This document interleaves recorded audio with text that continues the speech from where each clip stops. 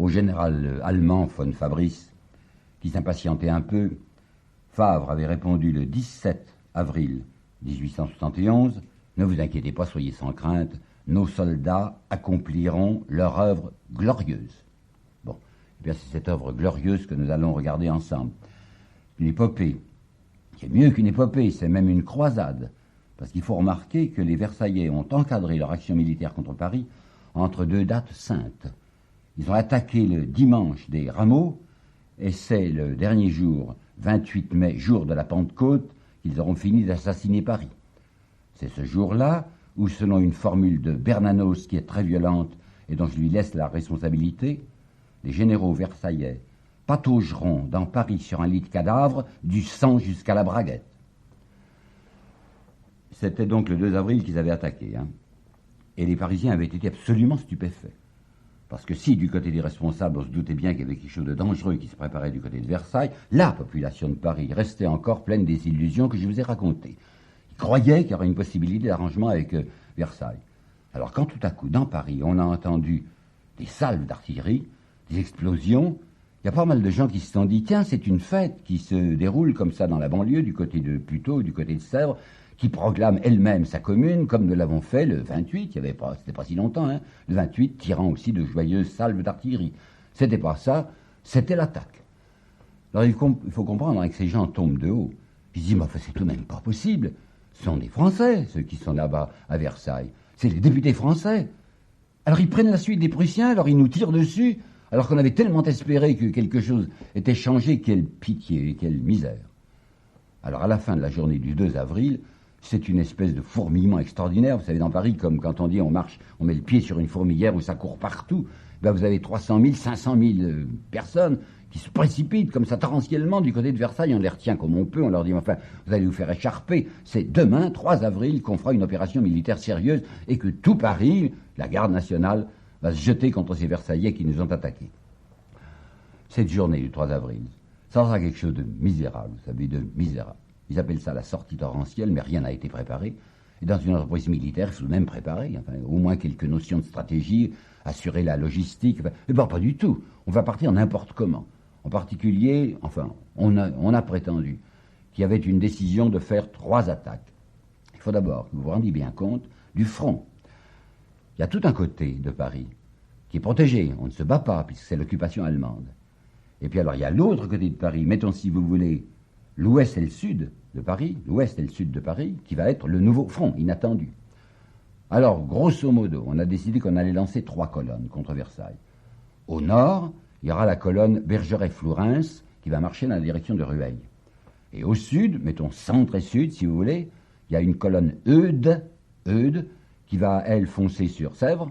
Et puis tout à fait au sud, il y a la colonne Duval, qui va passer sur Châtillon. Je ne suis pas sûr qu'il y ait même un plan précis. On nous dit qu'ils voulaient prendre Versailles en tenaille. Bon, j'ai l'impression qu'ils partaient n'importe comment, et convaincus qu'ils étaient tellement nombreux, quel que soit le nombre de l'armée versaillaise, ils allaient pouvoir l'inonder.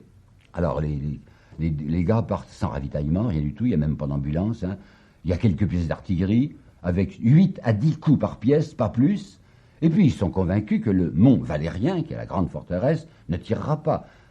C'est inimaginable, vous savez, la confiance, la naïveté, la sottise de ces gens de la commune, qui étaient persuadés que parce que le commandant du Mont Valérien leur avait donné la parole qu'il ne tirerait pas, il n'allait effectivement pas tirer.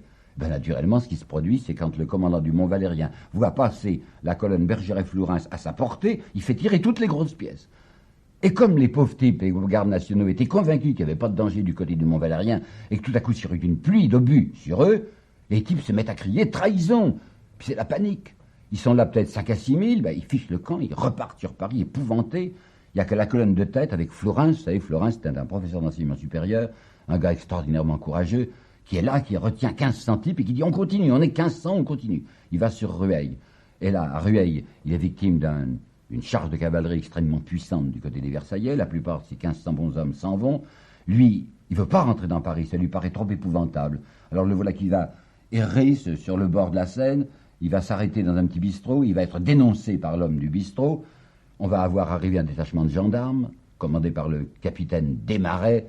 Le capitaine Desmarais va entrer dans l'auberge où se trouve Florence. Florence descend l'escalier, et à peine est-il arrivé devant le capitaine Desmarais qui est à cheval, que le capitaine prend son sabre, le frappe du haut de son cheval et lui ouvre la tête. Positivement, il lui fend le crâne.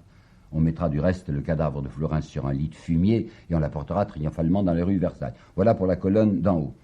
La colonne du centre, la colonne Eudes. Eh bien, dès qu'ils ont vu que le Mont Valérien tirait, ils se sont repliés. Au moins là, il y a une panique, c'est entendu, mais on n'a presque pas perdu là. Tandis que la dernière colonne, celle du sud, celle de Duval qui veut monter sur Châtillon, qui veut aller sur Châtillon, il s'accroche au plateau de Châtillon. Mais il est tout seul maintenant, il est sans soutien, Duval, avec ses 2 à 3 000 gars. Tous les autres sont partis. Si bien que les Versaillais, dans la nuit du 3 au 4, vont cerner le plateau de Châtillon, que le lendemain matin 4, on dira à Duval « Vous êtes free, regardez, vous êtes entouré de partout ». Duval dit « Bon, eh bien, si je me rends, est-ce que mes hommes ont la vie sauve ?»« Oui, oui, tout le monde aura la vie sauve si vous vous rendez. » Alors il rend ses 1500 gars. Et à ce moment-là, le général Pellet, qui commandait du côté de Versailles, dit « Quel est le responsable ?» Il s'avance et dit « C'était moi qui suis le responsable. » Bon, fusillé, immédiatement fusillé. Désastre complet, comme vous voyez, hein, un désastre sans nom.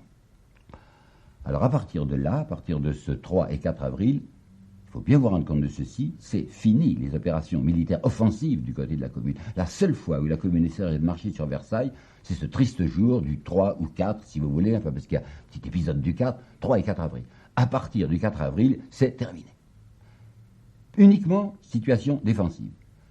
Et le général en chef de la commune, qu'on appelle simplement délégué à la guerre, qui s'appelle Cluseret, va lancer une affiche le 5 avril dans laquelle il y a les mots que voici. Notre position est celle de gens qui, forts de leurs droits, attendent qu'on vienne les attaquer. Ça a l'air très noble. En réalité, c'est parce que Cluseret sait l'état de la garde nationale dont je vais vous parler et qu'il n'y a absolument pas moyen de compter sur une offensive avec ce dont il dispose. Et celui qui lui succédera, qui était son chef d'état-major, mais qui deviendra lui aussi délégué à la guerre, le capitaine, enfin colonel, on l'appelait colonel Rossel, dira catégoriquement le 7 mai, l'offensive nous est interdite par la désorganisation de nos troupes.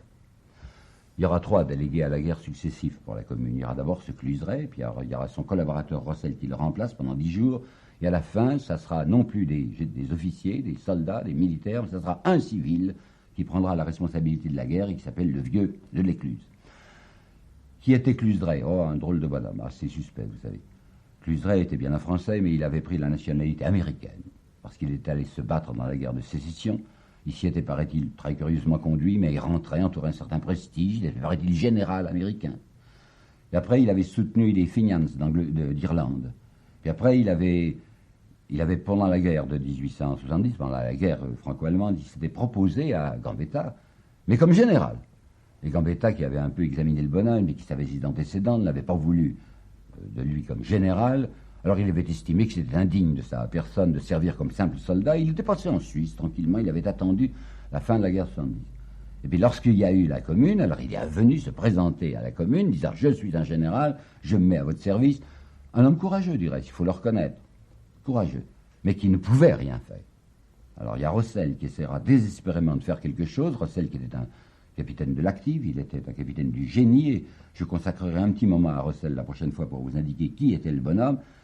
Il voit qu'il n'y a absolument pas moyen d'obtenir quelque réorganisation que ce soit de cette garde nationale. Enfin, ce sera ce civil de l'Écluse qui prendra ça désespérément avec le sentiment qu'essayer de tenir en main la garde nationale, c'est aussi impraticable que de saisir une poignée d'eau. Vous voyez, nous sommes en présence de quelque chose que l'histoire ne dit pas assez, surtout les historiens favorables à la commune, et sur laquelle nous ne devons pas fermer les yeux, à savoir que ça a été une catastrophe, un cirque, c'est un capharnaüm, une gabegie, l'armée des communards. Qu'est-ce que c'est leur armée? C'est la garde nationale. Eh bien, il y a d'abord le comité central, dont je vous ai déjà dit, qui n'avait pas voulu se dissoudre. Le comité central, je vous rappelle, c'était le comité des 35 gars qui avaient été nommés par la fédération de la garde nationale pour les représenter devant Versailles. Ce comité central avait saisi le pouvoir parce qu'il fallait bien, lorsque Thiers s'était replié sur Versailles, il avait fait l'interrègne du 18 mars au 28 mars. Le 28, la commune avait été établie. Il devait naturellement, ce comité central, se dissoudre, et il ne s'était pas dissous du tout. Eh bien, il va passer son temps, pendant les 2 petits mois qui restent, passer son temps à ennuyer, et j'emploie le terme le plus modéré, et ennuyer les gens de la commune qui pourtant ont constitué leur comité de guerre, enfin leur commission de la guerre, à qui tous les pouvoirs militaires doivent être remis, Et le comité central ne veut pas, il prétend se mêler de tout. S'il n'y avait que ça, s'il y avait le comité central et son intrusion, mais vous savez qu'à l'intérieur même de la commune, il y a des gens qui se mêlent de tout. Félix Piat, dont je vous ai cité la phrase de Malon, je crois, disant de lui, c'est le mauvais génie de la commune. Félix Piat, on a la preuve qu'il donnait directement des ordres à tel et tel officier. C'était du temps de Rossel, il y a eu une prise de bec épouvantable entre Rossel et lui, et c'était Rossel qui avait raison, mais Félix Piat se mêlait de tout. J'ai trouvé, il n'y a pas longtemps, chez un marchand d'orthographe, une lettre de Cournet, qui était aussi un des membres, Cournet, un des membres de la commune, qui se mêle de donner des instructions militaires. En fait, tout le monde commande. Alors, résultat, aucune unité de commandement. Et puis alors, à l'intérieur même de la garde nationale, c'était misérable. Vous savez, c'était le complet désordre. Premièrement, il avait été décidé, vous le savez, il l'avait assez exigé, que tous les officiers soient élus. Alors, les élections étaient permanentes, parce qu'on élisait un officier, puis il était contesté par ses hommes. Il était révoqué par on ne sait pas qui, quelquefois par le comité central, quelquefois par la commission de la guerre, quelquefois par un membre de la commune. Alors c'était un cirque, il n'y avait pas de commandement. À l'intérieur même des bataillons, les chefs changeaient tout le temps. Puis il y avait des masses de planqués, comme nous dirions aujourd'hui. Le grand état-major de la garde nationale, qui était Place Vendôme, et où touchait une salle de supérieur, mais il était rempli de gens. Et de gens qui étaient admirablement décorés, vous savez, oh, ils avaient des costumes extravagants. Assis, qui est pourtant un homme honnête, je crois, un brave type, vous savez, Assis, l'homme du Creusot, qui faisait partie du comité central et qui était maintenant membre de la commune. Assis, il était déguisé d'une manière invraisemblable. Un costume militaire qui s'était fait faire pour lui, mi-parti garibaldien, mi-parti housard hongrois, avec des culottes bouffantes, avec de la dorure partout. Ça courait partout, ces gens qui étaient ultra dorés. À plusieurs reprises, Cluseret, puis Rossel, puis Delécluze avaient demandé qu'il y ait tout de même moins de parades militaires. Mais en réalité, ils n'obtenaient rien. Puis il y avait corps franc. Tout à coup, des gens qui s'imaginaient, qui déclaraient, on va constituer un corps franc. Et alors, le corps franc n'avait pas comme les autres 30 sous, mais s'assurait 3 francs. Alors, naturellement, les quantités de gardes nationaux s'inscrivaient au corps franc, puisqu'on les payait le double, mais les corps francs faisaient surtout de la parade et se battaient guerre. Parce que c'est ça qu'il faut comprendre, et qui est lugubre, mais que je dois vous dire. Ils n'ont pas été nombreux, vous savez, les combattants de la commune. Si on regarde les chiffres, on s'aperçoit que le journal officiel, à une certaine date qui est du 5 mai, va expliquer, comme ça, comme si c'était très sérieux, les effectifs de la garde nationale. Le 5 mai, le journal officiel de Paris dit il y a 192 332 gardes nationaux. Divisé en deux groupes, vous le savez, il y a garde nationale sédentaire, les plus vieux, ceux qui restent à Paris, et puis il y a la garde nationale mobilisée, enfin celle qui se bat. Ça en ferait donc à peu près 99 000 pour la garde nationale combattante. Eh bien, nous savons aujourd'hui que les combattants de la commune n'ont guère été plus de 30 000, et je crois que je vais très fort. D'Acosta, qui est un homme suspect si vous voulez, mais enfin qui a été un communard, d'Acosta dit, dans sa commune, oui, dans son livre sur la commune, on payait la solde de plus de 200 000 gardes nationaux, et on ne pouvait pas trouver 10 000 combattants. Pas trouver 10 000 combattants. Je crois qu'il exagère, mais je peux aussi vous dire que Rossel, désespéré, le 9 mai, quand il dit, eh bien écoutez, comité central, vous prétendez avoir à la haute main sur la garde nationale, vous êtes même là pour ça, dites-vous. Eh bien je vous demande, demain, 9 mai, 10 000 hommes, réunis sur la place de la Concorde, à midi. Ben, le comité central fera ce qu'il pourra, il y aura 7 000 hommes, c'est même pas sûr qu'il y avait 7 000, c'est tout ce qu'on a pu trouver. On avait déclaré aussi qu'il y aurait un roulement, ce qui est naturel, un roulement des bataillons qui irait au feu. C'est pas vrai, il n'y avait pas de roulement. C'est toujours les mêmes qui se faisaient tuer, surtout le 101e bataillon, dont je vous dirai quelque chose tout à l'heure. Alors il faut que je vous apporte l'avis de gens qui sont des témoins, qui nous ont dit la vérité là-dessus. Le 25 avril, en séance de la commune, Tridon dit « Nous sommes dans le chaos ». Le 28 avril, Avrial, un membre respectable, un brave type de la commune, va dire « La désorganisation est partout. On nomme des chefs qu'on révoque le lendemain. C'est du suicide ». Dès le 8 avril, Cluseret avait lancé un appel assez tragique. Écoutez bien ce qu'il dit, c'est par affiche. Notre armée, espoir et salut du peuple, est à la veille de sombrer. Il avait dit ça le 8 avril. Le journal La Sociale du 14 mai parle de liquidation. C'est une liquidation par la faute du comité central qui excite les soldats contre les chefs et les chefs les uns contre les autres. Benoît Malon, qui se réfugiera à Neuchâtel, c'est à Neuchâtel qu'il a publié sa 3e défaite du prolétariat à l'automne 1871. Voici les phrases de Benoît Malon. La garde nationale était complètement désorganisée, un état-major sans direction, des officiers pour la plupart incapables, l'intendance nulle. Tel était le côté militaire de la situation de la commune. Bon, s'il faut vous le dire ça, parce que c'est vrai, puis que ça se dit pas assez. Mais il faut dire aussi, parce que c'est également vrai, qu'il y a eu un certain nombre, un petit nombre, mais un certain nombre, de ce qu'il faut bien appeler, j'aime pas tellement le mot, des héros. Il y a un instant, je vous parlais du 101e bataillon, mais c'est vrai que ce 101e bataillon, il était tout le temps au feu, et quand on voulait le faire repartir, ben il repartait. Il y avait 10 gars, 10 canonniers à la porte-maillot, 10 canonniers porte-maillot pour 12 canons. Et ben, les 10 canonniers se feront tuer sur place, ils se feront hacher sur place. Je viens de prononcer le mot canon, j'ai oublié de vous dire un chiffre qui est effrayant, qui révèle cette organisation, cette anarchie incroyable. Il y avait 1740 canons disponibles, et la commune en utilisera 320. Ben, vous avez les 10 canonniers de la porte-maillot qui sont des types courageux. Thiers, faisant le matamor, a prononcé une phrase bien imprudente le 12 avril. Il a dit à la tribune, « Oh, nous aurons vite raison de Paris, les gardes nationaux fuient devant nous comme des lapins. » Oh non, oh ça c'est pas vrai. Ils sont peut-être peu nombreux les gardes nationaux, mais ceux qui sont là, je vous assure, comme on dit aujourd'hui, ils en veulent. Et ça sera pas commode pour Thiers d'emporter Paris. Il y a des gens qui vont refaire des charges à la baïonnette, même des officiers supérieurs comme Dombrowski, c'est un Polonais, comme Wróblewski, c'est un Polonais, qui vont entraîner leurs hommes, jetant leurs sabres, leurs épées, et prenant eux-mêmes un fusil. À Asnières, à Neuilly, on va se battre maison par maison. Les gars qui ont défendu le fort d'Ivry, qui ont défendu le fort de Vanves, jusqu'à la dernière extrémité, sous une pluie de feu, vous savez, des obus qui éclataient partout, ils descendaient de casemate en casemate, et ça leur tombait dessus. Ils sont restés jusqu'à ce qu'il n'y ait absolument plus la possibilité de respirer. Ils étaient une poignée lorsqu'ils ont dû rendre Ivry. Donc ça existait, les vrais combattants de la Commune, quoi, ceux qui y croyaient. Puis à ce propos, je voudrais vous dire quelque chose qui est assez beau, c'est dans Reclus. Élie Reclus, journal au jour le jour de la Commune. Il dit, ce qui était saisissant, c'est de voir partir les équipes qui allaient au feu et qui se doutaient bien que la plupart y resteraient. Eh bien, c'est pas une image d'Épinal, mais ça se passait réellement comme ça. Les gars partaient avec leurs fusils. La plupart, remarque Élie Reclus, étaient soit des moins de 20 ans, soit des plus de 40 ans. Beaucoup d'hommes mariés. Alors les femmes et les gosses accompagnaient ces types jusqu'à l'extrémité, jusqu'au rempart, jusqu'à ce que ce soit plus une période, que le risque commence, quoi. Et très souvent, dit Reclus, on voyait la femme qui prenait le fusil, le papa qui prenait le dernier né, quoi, le môme, il le prenait, comme ça il l'embrassait, puisqu'il n'était pas sûr de le revoir. Et tout ça chantait, dit Reclus. Ils chantaient parce qu'ils y croyaient. Ils chantaient quoi, le chant du départ? La République nous appelle. Sachons vaincre ou sachons mourir. Vous voyez, c'est pas du topo, c'était pas du théâtre, c'était pour de bon. Alors Reclus dit, moi j'étais là, pas mobilisé, j'étais sur le trottoir, j'avais mon chapeau à la main, j'étais plutôt blanc, puis je reniflais. Là voilà, cette grandeur de la Commune, ça existe, hein, ça c'est quelque chose de sérieux. Les étapes, oh, vous savez, c'est minable, on peut bien le fixer. À partir du 18 avril ou 17 avril, c'est à peu près fini parce que Asnières est tombé.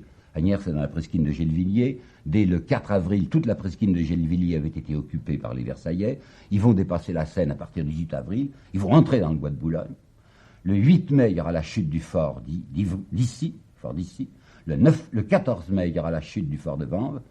Puis il y aura, à partir du 18 mai, environ 17 ou 18 mai, un bombardement, mais foudroyant et ininterrompu avec d'énormes pièces de marine sur les remparts. Si bien que ces remparts seront finalement à peu près abandonnés, parce qu'ils sont intenables, aussi intenables que le fort d'Issy. Mais la Commune, et c'est une grande culpabilité, passe son temps à mentir à l'égard de la population parisienne. Ne lui dit rien. Toujours dans les journaux, il y a un succès, un immense succès qu'on vient de rapporter. Si le fort d'Issy est tombé, c'était un mal de ruine, c'est pas très grave. Mais c'était tellement prodigieux, ce mensonge, que ça serre le cœur de lire dans le journal au jour le jour de ce Élie Reclus dont je vous ai parlé, ceci, qui est daté du 21 mai, vous retenez, hein, qui est daté du 21 mai, je commence vraiment à croire que nous allons gagner la partie. Or, ce 21 mai, c'est le jour où les remparts ayant été abandonnés, 60 000 Versaillais vont entrer dans Paris. La population était tellement loin de s'en douter qu'avec une grande fête ce jour-là, un grand concert qui était donné aux Tuileries. Il faisait très beau, ce dimanche 21 mai était un dimanche magnifique. Enfin, il y avait des tas de gens qui étaient là, il y avait des femmes avec de beaux chapeaux, il y avait des petits enfants qui jouaient, il y avait 200 choristes qui chantaient la Marseillaise, pendant qu'on consommait des glaces, pendant que les enfants regardaient un guignol. À ce moment-là, la porte du Point du Jour tombait et les Versaillais entraient. Ils entraient avec un fameux mordant, je vous assure. Si du côté de l'armée de la Commune, il y a ces choses sombres et tristes que je viens de vous dire, Du côté de l'armée versaillaise, c'est magnifique. Vous savez, il y a un moral. Il y a un mordant. Mais c'est les civils qui sont admirables. Ils ont un mordant incroyable. Écoutez la circulaire de Simon, qui est le ministre de l'Instruction publique, un spiritualiste, Simon. Élie Reclus dit c'est la morale au pouvoir. Eh bien, il a envoyé une circulaire au recteur. La France serait indigne de son passé. Elle se trahirait elle-même et trahirait la cause de la civilisation si elle ne se levait pas tout entière contre cette minorité impie qui nous ruine et nous déshonore. Vous savez, M. Favre, maintenant, circulaire diplomatique, c'est l'homme des affaires étrangères, Favre.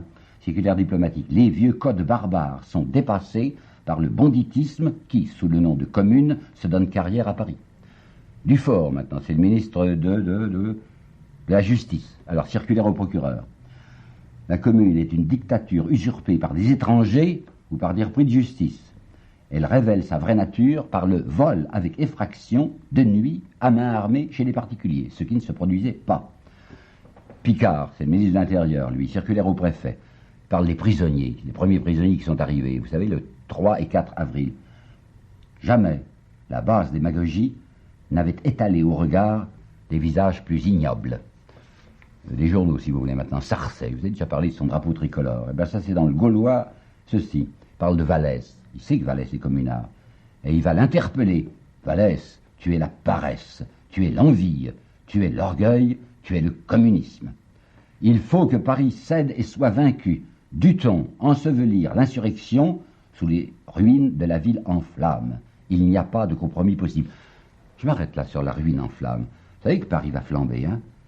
On dira que c'est les communards. Et en effet, pour une grande part, ce sera les communards. Mais n'oubliez pas que les gens de Versailles disent qu'ils sont décidés à ruiner sous le feu de leur bombardement, cette ville plutôt que de céder. Quelques témoignages individuels. Voilà Jules Ferry, par exemple, c'est l'ancien maire de Paris.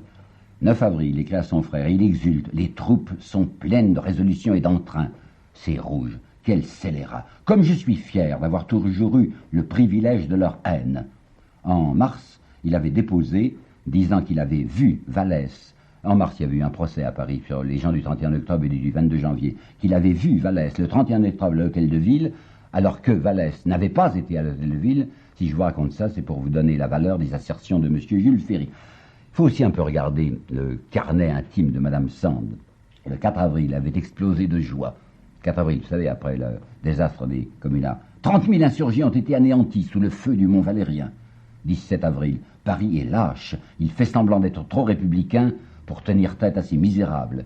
19 avril, la commune, c'est Paris aux mains des brigands qui l'exploitent jusqu'à ce qu'il n'y ait plus rien.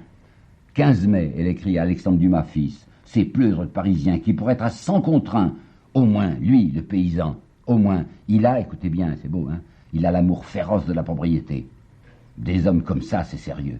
Élégante et biblique, lorsque la commune s'effondrera, Madame Sand commentera ainsi, c'est la tour de Babel tombée dans la merde.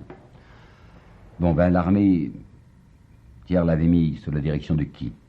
Il avait hésité. En principe, ça devait être Vinoy qui était responsable. Mais il en voulait beaucoup à Vinoy d'avoir perdu la tête, comme lui, Thiers, le 18 mars. Alors, il avait choisi MacMahon. MacMahon, c'était le pauvre homme qui avait été victime du désastre de Sedan, pas tellement par sa faute, mais beaucoup par la faute de Bazaine qui n'avait pas voulu le soutenir. Il avait reçu un éclat d'obus à la fesse. Enfin, il était très malheureux, très glorieux, parce qu'il était un blessé de Sedan. Et bien entendu, on l'avait renvoyé très rapidement, puisque Thiers demandait à Bismarck de lui envoyer le plus possible de vieux soldats et de généraux. Il avait choisi MacMahon parce que Thiers, je vous l'ai dit, se méfie des officiers en se disant, s'il y en a un qui se met en vedette, puisque c'est une opération militaire, hein, un général triomphant, ça peut être redoutable s'il veut faire de la politique. Tandis qu'avec MacMahon, on est tranquille.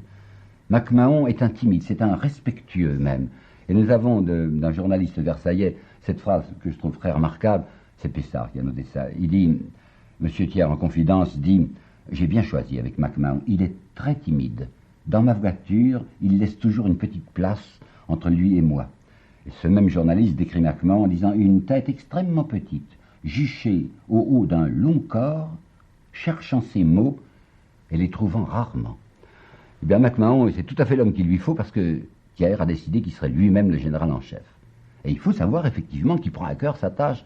Il a toujours été passionné de Napoléon, il se fait le stratège à la suite de Napoléon, et comme c'est lui qui, en 1840, quand il était président du Conseil, a fait construire l'enceinte circulaire de Paris et les forts, il veut montrer que Paris est devenu imprenable, sauf par celui qui avait organisé la défense même de Paris. C'est lui, c'est Monsieur Thiers, qui va tout commander et qui triomphera de ces remparts inexpugnables qu'il avait élus et qu'il avait édifiés en 1840. Il va beaucoup sur le champ de bataille. Oh, vous savez, assez loin, parce qu'il n'aime pas les dangers. Mais enfin, il se montre tout de même avec... il avait d'habitude une redingote couleur puce et un beau chapeau haute forme un peu plucheux, couleur grise. Alors il se montre aux soldats, il inspecte, il prend la jumelle, il fait son Napoléon, il met, paraît-il, une main derrière le dos, tenant sa jumelle de la main droite, et il réunit tous les matins un conseiller de guerre. Le général du Barail nous racontera ceci. Monsieur Thiers exposait la situation et critiquait les manœuvres avec une verve intarissable. Il ne nous laissait jamais placer un mot. Il y a une chose dont il était particulièrement fier, Thiers, c'est la redoute de Montretout. Une redoute de Montretout qui s'élève là à une certaine hauteur et qui permet un bombardement assez vaste de Paris. Il a assemblé là des pièces de marine. Les amiraux sont d'un dévouement extraordinaire. Alors on a fait venir de grosses pièces de marine. Et là, depuis ce Montretout, on peut ouvrir ce feu effroyable contre les remparts de Paris, du moins une section des remparts, de telle manière qu'ils seront intenables. Alors, M. Thiers va écrire à M. de Broglie. Broglie, vous vous rappelez peut-être, c'est le duc de Broglie, qui est ambassadeur pour l'instant à Londres. Le 10 mai, Thiers, écrivant à Broglie, lui dit ceci avec joie, enfin avec fierté. Il y a cette grande batterie de quelques 100 bouches à feu que j'ai fait élever là, avec une promptitude qui a fort étonné les hommes spéciaux. Qui c'est les hommes spéciaux? Eh bien, c'est justement les généraux. Alors, ce que j'ai à vous dire sur les généraux, c'est qu'il y avait une véritable bousculade de généraux pour servir Thiers. Tant que ça avait été la guerre contre les Prussiens, les généraux de Paris, et d'ailleurs, avaient été incroyablement mornes, vous savez, apathiques. C'est une guerre qui les intéressait pas, c'est une fausse guerre, c'est une mauvaise guerre. Mais maintenant qu'il s'agit d'une guerre sérieuse, c'est-à-dire d'une guerre contre les prolétaires, je vous assure qu'ils se retrouvent, ils sont crépitants, ils sont incandescents. Je sais bien qu'ils pensent aussi aux avantages de la guerre. Pour les généraux, Tolstoï nous l'a rappelé dans La guerre et la paix, la guerre, c'est des risques, mais pas tellement pour les généraux, mais c'est surtout des hautes payes, c'est des avancements, c'est des promotions, c'est des décorations. Alors ils sont là à se battre pour se proposer. Et même, on voit les généraux de l'Empire, que Thiers ne va pas oser utiliser, je vais vous dire pourquoi, qui écrivent les uns et les autres à Thiers pour se proposer. Bazaine, l'épouvantable bonhomme de Metz, va écrire qu'il se met, avec tout son courage et toute son intelligence, à la disposition de la société qui est menacée. Il est dans sa ligne, Bazaine, puisque le 10 octobre, le même Bazaine avait proposé à Bismarck de neutraliser son armée française pour la tourner contre Paris et en faire une armée de guerre civile. Quand Robert va se proposer, Frossard va se proposer. Et pourquoi est-ce que Thiers ne les prend pas? Il ne les prend pas parce que vous vous rappelez peut-être qu'il a inventé contre les communards cette accusation délirante de dire ce sont des bonapartistes. Alors ça ne prendrait plus si on utilisait des généraux bonapartistes contre eux qui, paraît-il, sont les successeurs et les imitateurs du 2 décembre. Il y en a un qui aurait bien voulu se mettre en avant, c'est Ducrot. Ducrot avait été, par Trochu, chargé de la défense de Paris, mais il avait lutté comme il avait pu, c'est-à-dire fait semblant. Et Ducrot va être envoyé simplement à Cherbourg. À Cherbourg, c'est là où arrivent les prisonniers rapatriés. Et le 10 avril, s'adressant aux soldats de Cherbourg, il leur dit « Une tourbe de misérables essaie d'établir à Paris le triomphe de la paresse, de la débauche, du brigandage et de l'assassinat. Debout, soldats, allons les en chasser. » Thiers ne néglige pas non plus les termites, c'est-à-dire les gens de la 5e colonne qu'il a introduits dans Paris, et il y en a beaucoup. Et ces gens-là font du travail effectif. Raoul Rigaud, qui est le préfet de police, enfin qui s'est installé à la préfecture de police, fait drôlement son travail. Il ne surveille pas ces agents versaillais, qui sont nombreux dans Paris. Il y a des gens des ambassades, il y a un homme de la Croix-Rouge qui s'appelle Dardenne de la Grangerie, et qui, puisqu'il est l'homme de la Croix-Rouge, est insoupçonnable, mais va tous les jours à Versailles, de Versailles à Paris, et rapporte des informations précieuses du côté des Versaillais. Néanmoins, Thiers sera bien déçu parce qu'il n'y a pas moyen d'acheter un seul membre de la commune. Il a offert 1 million à Dombrowski, c'est un nommé Vesset qui avait offert 1 million. Vesset sera arrêté parce que Dombrowski l'a immédiatement dénoncé. Ça, c'est une tristesse. Mais enfin, on est sûr que l'opération va réussir. Maintenant, tout est tellement bien engagé. Et puis, si les gens de Paris, si les communards, si la presse communarde a inventé d'appeler les Versaillais les Prussiens de Versailles, M. Louis Veuillot accepte parfaitement et écrit dans son journal le 10 mai « Les Prussiens de Versailles feront ce que n'ont pas su faire les Prussiens de Berlin. Ils le prendront, Paris, eux. » Dès le 5 avril, le journal officiel avait pu signaler avec une espèce d'emphase contenue sur la nouvelle de l'échec subi par les insurgés, la bourse a monté de près de 1 franc. Et comme, le jour de Pâques, on avait fait une magnifique cérémonie religieuse et militaire, on peut dire que la Trinité versaillaise souriait, la Trinité du sabre, du goupillon et du coffre-fort.